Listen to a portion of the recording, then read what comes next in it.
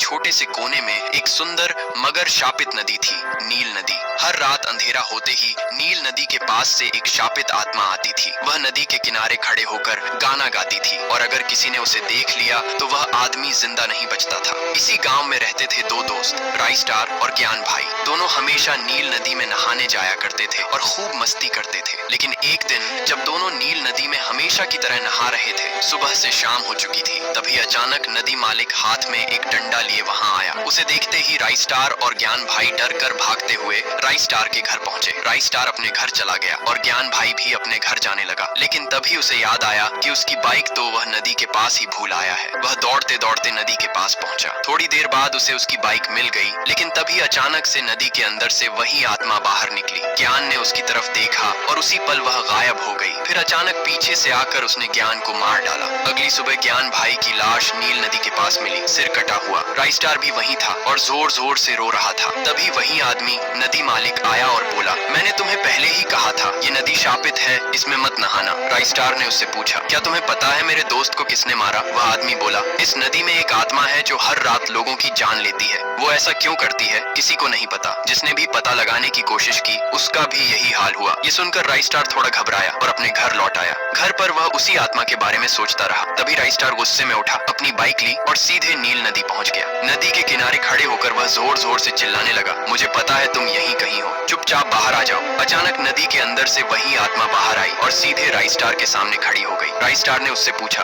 कौन हो तुम और मेरे दोस्त ज्ञान भाई को क्यों मारा? ये सुनते ही आत्मा रोने लगी और अपनी कहानी सुनाने लगी। ये उस समय की बात है जब ये गांव और भी खूबसूरत हुआ करता था। मैं भी इसी गांव के एक कोने में एक झोपड़ी में रहती थी। हर रोज जब सब लोग चले जाते थे तब मैं नील नदी में नहाने आती थी। मुझे नील नदी में नहाना बहुत अच्छा लगता था। एक दिन जब मैं नदी के पास आई तो देखा कि एक छोटा बच्चा डूब रहा है। मैंने तुरंत नदी में छलांग लगाई और उस बच्चे को बाहर निकाला। फिर मैंने उसका सीना दबाना शुरू किया ताकि उसके पेट से पानी बाहर निकल जाए। लेकिन तभी गांव के कुछ आदमियों ने मुझे देखा और समझ लिया कि मैं उसका गला दबा रही हूँ। वे भागकर गांव गए और लोगों को बुला लाए। मैंने बहुत कोशिश की लेकिन तब तक बहुत देर हो चुकी थी और बच्चा मर गया। मैं डर गई और वहाँ से भाग गई। लेकिन जब गांव वाले पहुंचे और बच्चे की लाश देखी तो सब गुस्से से पागल हो गए। उन्होंने मेरा घर घेर लिया और बाहर से आग लगा दी। पूरा घर जल गया और मैं उसी में फंस कर मर गई। तब से मेरी आत्मा यहाँ भटक रही है। ये सुनकर राइस्टार को सब समझ आ गया। वह दौड़ते हुए मस्ती नगर पहुंचा और गांव वालों को सारी कहानी सुनाई। अगले दिन सुबह पूरे गांव के लोग नील नदी के पास इकट्ठा हुए। सबने दिए जलाए और आत्मा से माफी मांगी। उस वक्त आत्मा वहां प्रकट हुई, सबको नमस्ते किया और हवा में उड़ते हुए गायब हो गई।